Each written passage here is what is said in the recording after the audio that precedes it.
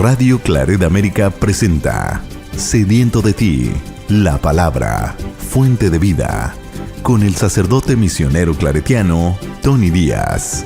Reflexiones diarias del Evangelio. Aquí iniciamos.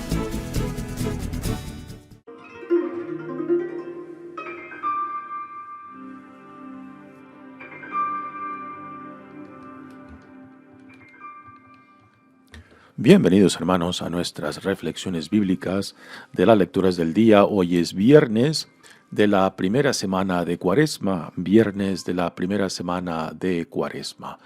La primera lectura de hoy viene del profeta Ezequiel, capítulo 18, versículos 21 al 28.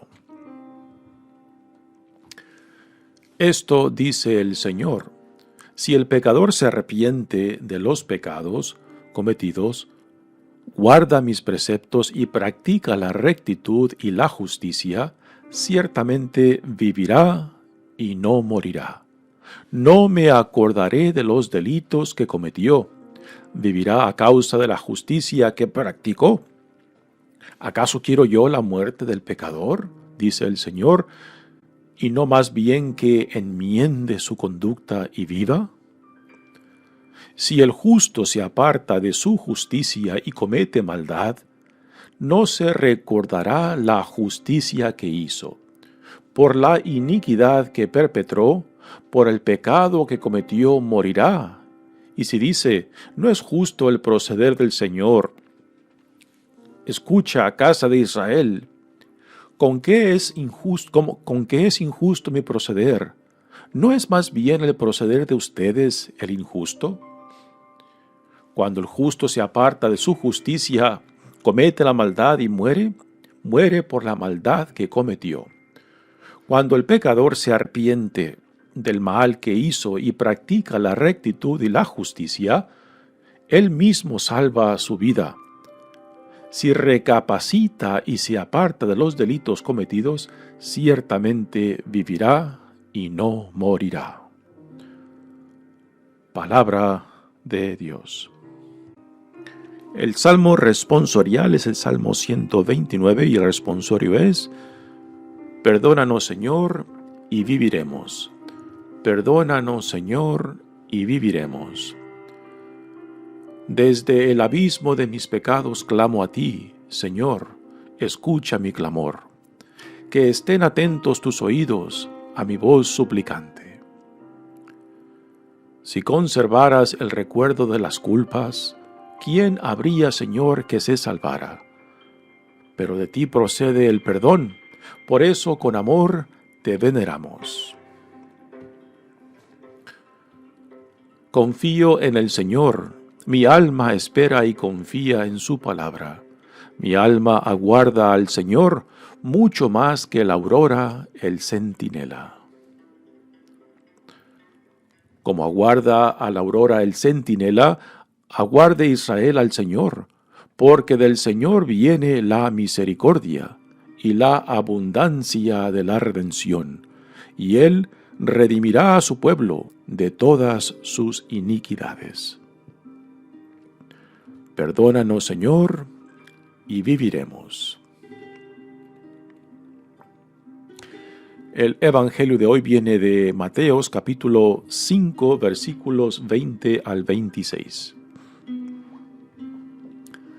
En aquel tiempo Jesús dijo a sus discípulos: les aseguro que si su justicia no es mayor que la de los escribas y fariseos, ciertamente no entrarán ustedes en el reino de los cielos. Han oído que se dijo a los antiguos: no matarás, y el que mate será llevado ante el tribunal. Pero yo les digo, todo el que se enoje con su hermano será llevado también ante el tribunal. El que insulte a su hermano será llevado ante el tribunal supremo, y el que lo desprecie será llevado al fuego del lugar de castigo. Por lo tanto, si cuando vas a poner tu ofrenda sobre el altar, te acuerdas allí mismo de que tu hermano tiene alguna queja contra ti, deja tu ofrenda junto al altar y ve primero a reconciliarte con tu hermano. y vuelve luego a presentar tu ofrenda. Arréglate pronto con tu adversario mientras vas con él por el camino. No sea que te entregue al juez, el juez a la policía y te metan a la cárcel. Te aseguro que no saldrás de allí hasta que hayas pagado el último centavo. Palabra del Señor. Muy bien, damos comienzo a nuestra reflexión de las lecturas de hoy. Continuamos en la primera semana de la temporada cuaresmal y el tema de este viernes, como de todos los viernes del año litúrgico de la Iglesia, es el llamado al arrepentimiento. En las lecturas del día, casi siempre los viernes fuera de la cuaresma o dentro de la cuaresma o de cualquier otra temporada que estemos en el calendario litúrgico, casi siempre son temas de el llamado a la conversión, al arrepentimiento, a regresar a la casa del Padre. Y hoy, en este primer viernes de la primera semana de cuaresma, pues es el tema de estas lecturas, tanto de la primera lectura como del Evangelio de hoy. Dice, esto dice el Señor, si el pecador se arrepiente de los pecados cometidos, guarda mis preceptos y practica la rectitud y la justicia, ciertamente vivirá y no morirá. No me acordaré de los delitos que cometió. Vivirá a causa de la justicia que practicó. Esta lectura es muy fascinante porque rompe con una tendencia que tenemos en el Antiguo Testamento de que a veces el pecado se entendía no simplemente como consecuencia de algo que la persona haya cometido en contra de Dios, en contra del prójimo o en contra de su propia dignidad. A veces la causa o consecuencia del pecado se le atribuía quizás a algo que en el pasado hizo esa persona o que alguien en su familia o en su clan haya cometido y que a causa de ese pecado de esa otra persona, digamos de un tío, un primo, de su papá o su abuelo, ¿no? Esta persona ahora está sufriendo las consecuencias de ese pecado. A diferencia de eso, esta lectura del profeta Ezequiel ahora hace responsable a cada persona de sus propias acciones y no de las acciones de otros. Así que este es un cambio impresionante y muy interesante en cómo se entiende el pecado y sus consecuencias. El profeta Ezequiel nos dice, si el pecador se arrepiente, y esto de arrepentirse no simplemente es decir, lo siento, tengo remordimiento, ¿no? A lo que hace referencia es al cambio de vida, a regresar a la intimidad con Dios Padre, a regresar a la alianza con Dios, que es el llamado a la santidad, ¿no? Así que no es simplemente el arrepentirse de las acciones que reconoce que han sido una ofensa, han dañado, han impactado las relaciones tanto con Dios, con otros y con uno mismo, ¿no? Así que si el pecador no solamente se arrepiente, sino que al estilo del significado de la palabra que el Nuevo Testamento utiliza, la metanoia, esa reorientación a la voluntad de Dios Padre, pues entonces ese pecador será perdonado. Y después nos dice algo muy interesante. Para Dios, lo más importante no es el pasado nuestro, solamente el presente. Lo que desde este momento yo me determine en orientar mi vida, solamente eso se me contará. En mi pasado para Dios no es de interés. Por eso dice, no me acordaré de los delitos que cometió. Vivirá a causa de la justicia que practicó. O sea, desde el hoy, desde este presente en adelante, es borrón y cuenta nueva. Dios parece tener no una memoria de elefante que se acuerda de todo, sino una memoria muy corta, que Dios solamente nos tendrá en cuenta lo que hoy en día, desde hoy en día nosotros respondamos. Y repito, no simplemente es cuestión de acciones buenas o malas, es la orientación en la cual nosotros ponemos nuestras vidas, si es en dirección hacia Dios Padre o es hacia otra orientación, puesto que todas nuestras acciones, actitudes, comportamientos o aún lo que no hacemos, los pecados de omisión, pues nacen, tienen su fuente, tienen su principio en el presente, en el corazón, en lo que hoy en día estamos viviendo. Así que Dios solamente tomará en cuenta de hoy en adelante. El pasado pertenece al pasado. Ahora, esto no quiere decir de que no suframos las consecuencias de nuestro pasado. Eso es otro asunto, ¿no? Uno puede vivir, por ejemplo, una conversión, una reorientación de nuestra vida hacia donde Dios me llama, pero el pasado aún seguirá impactándome mientras yo no sane esas heridas, yo no sane mi pasado, yo no sane aquello que aún pues me impide vivir en la libertad de los hijos e hijas de Dios, ¿no? Así que lo que Dios dice, ya no te haré responsable de tu pasado. Las consecuencias de tu pasado, pues poco a poco se tendrán que ir remediando, tendrán que ir sanando para que tu nueva orientación a Dios Padre sea pues más productiva en la vida a la cual eres llamado.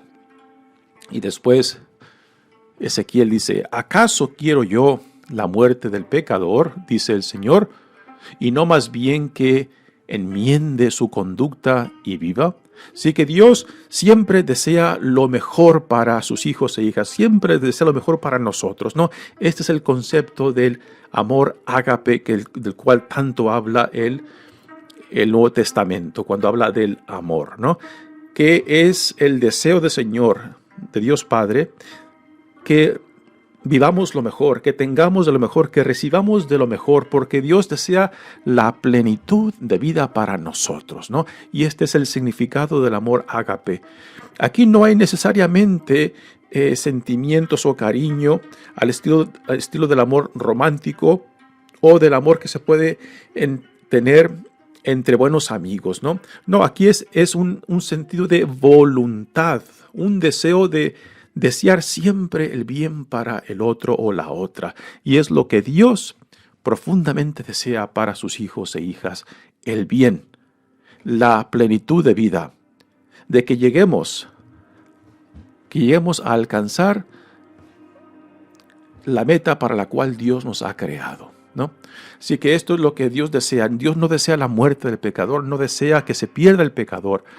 Y en Jesucristo tenemos principalmente la prueba más profunda de ese amor, que Dios mismo viene a nosotros. Dios se hace uno con nosotros para manifestar la grandeza, la profundidad de este amor. Y ahora viene el otro tema del arrepentimiento, del cambio, que muchos cuando lo escuchan dicen, esto es injusto lo que Dios dice por medio de Ezequiel. Pero no hay nada de injusticia. Hay una lógica muy clara, muy explícita en cómo el profeta Ezequiel manifiesta la voluntad de Dios y el deseo de Dios para sus hijos e hijas. Ahora, Ezequiel habla acerca del justo que abandona la justicia, o sea, que le da la espalda a Dios, que le da la espalda a la relación de Dios y escoge otra orientación. En el primer ejemplo es del pecador que se arrepiente y regresa a Dios. En el segundo ejemplo es del justo, del que estaba orientado a Dios y que por X motivos ha escogido rechazar la relación con Dios y se ha reorientado en oposición a este Dios. Y ahora nos hablará de las consecuencias de este segundo ejemplo. Dice, si el justo se aparta de su justicia y comete maldad, no se recordará la justicia que hizo. O sea, para Dios no hay señoría. Para Dios no hay acumulación de puntos por las buenas obras, ¿no? Si tú desde hoy en día decides reorientar tu vida en oposición a Dios, en oposición a lo que Dios te llama, pues entonces tú prácticamente estás en rebeldía, en rechazo de aquel Dios que en amor te crea, en amor te llama, en amor te sostiene y en amor te llama, ¿no? Entonces, no es simplemente cometer un pecado. No está hablando Ezequiel simplemente de la persona buena, de persona, digamos, orientada hacia Dios que comete un pecado. No está hablando de esto. Está hablando de una reorientación en dirección opuesta a Dios. Es un optar, un decidir, decir, ya no quiero nada más con este Dios, ¿no? A esto se refiere. Dice, por la iniquidad que perpetró, por el pecado que cometió, morirá. Y si dice, no es justo el proceder del Señor, escucha, casa de Israel, ¿con qué es injusto mi proceder? ¿No es más bien el proceder de ustedes el injusto? O sea, aquí la objeción, quizás aún la objeción nuestra, es de, bueno, y no cuenta nada todo lo bueno, todo el bien que hizo antes de ese reorientarse en contra de Dios. Y la respuesta es no. Así como Dios no le toma en cuenta el pasado al pecador que se arrepiente y desde ese momento reorienta su vida hacia Dios, pues igualmente aquel que antes estaba orientado hacia Dios, pero por X motivos reorienta su vida, cambia su vida, rechaza a Dios, pues igualmente su pasado tampoco se le tomará en cuenta. Por más buenas obras que haya tenido en el pasado, por más santo que haya sido en el pasado, si desde hoy en día se reorienta en un rechazo, en una rebeldía contra Dios, pues también su pasado queda nulo. No tiene ningún significado. Y así como Dios tiene una memoria corta del pasado del pecador, pues igualmente tiene también el Señor una memoria corta del pasado del bueno. Esto debe de ser buenas noticias para nosotros, que reconocemos que vivimos o hemos vivido en rebeldía, o de que necesitamos de la gracia de Dios, de que Dios no tiene una memoria a largo plazo. Que Dios, si de este momento en adelante deseo, por la gracia de Dios, reorientar mi vida hacia donde Dios me llama, para identificarme plenamente con su santa y divina voluntad, pues mi pasado no se me cuenta. Mi pasado ya no es importante para Dios, es borrón y cuenta nueva. Y lo mismo Dios lo dice para aquel que antes vivía orientado a Dios, practicando y viviendo en la justicia de Dios. Tampoco el pasado le contará si desde hoy en día rechaza, reorienta su vida y se pone en oposición al Dios de la vida. Continúa el profeta Ezequiel diciendo, cuando el justo se aparta de su justicia, comete la maldad y muere. Muere por la maldad que cometió. Con esto nos quiere decir el profeta Ezequiel que no es Dios quien castiga. El castigo ya va dentro de las opciones que uno toma, de las decisiones que uno escoge, de cuando uno decide pues reorientar mi vida o en qué construye sus valores, ¿no? Son decisiones de cada persona y Dios nos hace responsable de estas decisiones, de estas opciones en las cuales orientamos nuestras vidas. Así que el castigo, según esta enseñanza del profeta Ezequiel, ya va dentro de esas opciones, de esas decisiones. No es Dios que tiene que andar ahí esperando que cometamos un pecado, una ofensa para castigarnos. Ya la opción misma de actuar de esa manera, de esa forma de pensar, esas actitudes o esa omisión de hacer el bien, pues ya dentro van las consecuencias de esa forma de actuar, de pensar y de decidir. Y ahora el profeta Ezequiel dice las últimas palabras acerca del pecador cuando dice, cuando el pecador se arrepiente del mal que hizo y practica la rectitud y la justicia, él mismo salva su vida. Si recapacita y se aparta de los delitos cometidos, ciertamente vivirá y no morirá. Aquí está otra vez prácticamente repitiendo lo que dijo en el principio, que el Señor no le tomará en cuenta su pasado. Es lo que uno desde este día en adelante decide orientarse hacia Dios. Y después identificarse con la voluntad de Dios y poner en práctica lo que Dios nos revela y a lo que Dios nos llama. Una bella lectura para esta temporada de la Cuaresma. Y quizás lo más interesante es de que Dios tiene memoria corta. Tiene memoria corta y que para el Señor pues no hay señoría ni del pecado ni del bien que hemos hecho antes. Solamente el presente y en adelante. Pasemos ahora al Evangelio de hoy, que viene de Mateos, y este Evangelio es parte del bello Sermón de la Montaña, donde Jesús aquí pone en contraste las enseñanzas de la ley mosaica en contraste con las enseñanzas del reino. Y aquí Jesús, como digamos un buen rabino, pues pone como en una báscula lo que la ley mosaica dice y lo que Dios en Jesucristo, como aquel que inaugura el poderío del reino de Dios en Jesucristo mismo, pues ahí nos dice qué es lo nuevo que Dios nos revela en Jesucristo, que para Dios en Jesucristo lo que importa no simplemente son las manifestaciones externas de la práctica de nuestra fe. También estas prácticas tienen que salir, tienen que tener su fuente en un corazón sano, en unos ojos sanos, en una conciencia sana.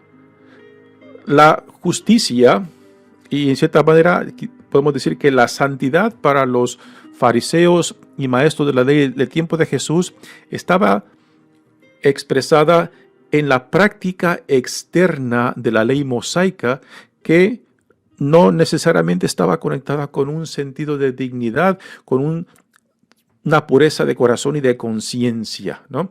Y esto es un punto que Jesús tenía dificultad con los fariseos y escribas de su tiempo. Y este evangelio de hoy pues va precisamente a ese tema, de que no es solamente lo que uno hace exteriormente, sino también la fuente de donde nacen nuestras motivaciones, nuestras acciones, tiene que estar pura y transparente. Dice Jesús, en aquel tiempo Jesús dijo a sus discípulos, les aseguro que si su justicia no es mayor que la de los escribas y fariseos, ciertamente no entrarán a ustedes en el reino de los cielos. Así que aquí Jesús está haciendo, podemos decir, quizás una generalización. Hay que llevar cuidado de no pintar con una brocha gorda aún a todos los fariseos y escribas, porque esto también sería una injusticia, ¿no? Pero aquí Jesús está señalando una generalización de lo que él veía en los escribas y fariseos, que expresaban el sentido de justicia, de santidad solamente en los actos externos y no en el corazón, no en la conciencia de donde nacen las motivaciones y aquello que nos lleva a nuestras acciones. Y ahora Jesús viene aquí con el contraste. Dice, han oído que se dijo a los antiguos, no matarás, y el que mate será llevado ante el tribunal. Y ahora, esto es lo que la ley mosaica dice. Y ahora Jesús, como buen rabino, dice, pero yo les digo. Aquí Jesús está dando una interpretación diferente a esta enseñanza de la ley mosaica. Pero yo les digo, dice, todo el que se enoje con su hermano será llevado también ante el tribunal. Y el que insulte a su hermano será llevado ante el tribunal supremo. Y el que lo desprecie será llevado al fuego del lugar de castigo. Noten que hay un incremento de seriedad en cada una de estas ofensas que Jesús menciona. El que se enoje con su hermano, el enojo puede ser una experiencia quizás no con mala intención, simplemente que uno se enoje, sea tomado por la pasión del momento y pueda insultar, no con malicia o con mala intención, pero las consecuencias están ahí de la ofensa, del daño, ¿no? Y para Jesús, pues, es interesante de que iguala el matar a una persona con el enojo, con el insulto y con el desprecio, ¿no?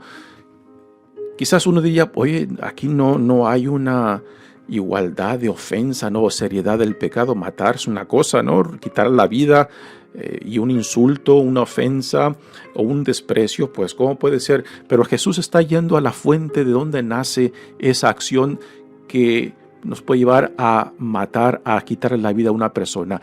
Esa acción nace ¿de dónde? Nace del corazón, nace de la conciencia. Así que Jesús está dirigiendo a la fuente de donde nacen nuestras iniciativas, nuestras intenciones, que tienen que ser también iluminadas por la gracia de Dios, transformadas por el Espíritu de Dios, para que esta fuente de donde salen nuestras motivaciones e intenciones y deseos y actitudes, pues manifiesten, sean una expresión de nuestra integridad, de nuestra identidad y dignidad como hijos e hijas amados de Dios, ¿no? Sí, que Jesús no simplemente le interesa la acción externa, sino también la fuente de donde nacen nuestras motivaciones e intenciones, deseos y actitudes. Esto también tiene que ser iluminado, tiene que ser transformado. Por eso cuando nos acercamos al sacramento de la reconciliación, tiene dos pasos. El primero es de reconocer nuestro pecado, las ofensas que hemos cometido, el daño que hemos causado y tener sincero remordimiento, estar arrepentidos por lo que ocurrió, por lo que causé, con intención o no intención. El daño está hecho, ¿no? Y es el primer paso. El segundo paso es reorientar nuestras vidas hacia donde Dios nos llama. Y este segundo paso tiene que ver con a lo que Jesús se refiere en este evangelio, de que nuestro interior, digámosle nuestra conciencia, nuestro corazón, aquello que sea la fuente donde salen nuestras intenciones, motivaciones, deseos y actitudes, mientras este lugar, esta fuente es sanada, es iluminada por Dios, entonces nuestras acciones exteriores pues también manifestarán esa pureza, esa integridad, esa dignidad de vida a la cual somos llamados en Jesucristo. Por eso Jesús le da tanta importancia, no solamente lo externo, sino también lo interno, la fuente de donde nacen nuestras acciones. Continúa Jesús. Por lo tanto, si cuando vas a poner tu ofrenda sobre el altar, te acuerdas allí mismo de que tu hermano tiene alguna queja contra ti, deja tu ofrenda junto al altar y ve primero a reconciliarte con tu hermano y vuelve luego a presentar tu ofrenda. Así que una ofrenda a Dios, o sea, nuestras prácticas religiosas, nuestras devociones a Dios, no pueden ser puras, no pueden ser íntegras si nuestro amor a Dios, nuestra intimidad con Dios no está manifestada en nuestra hermandad con el prójimo y nuestra dignidad propia, integridad propia, ¿no?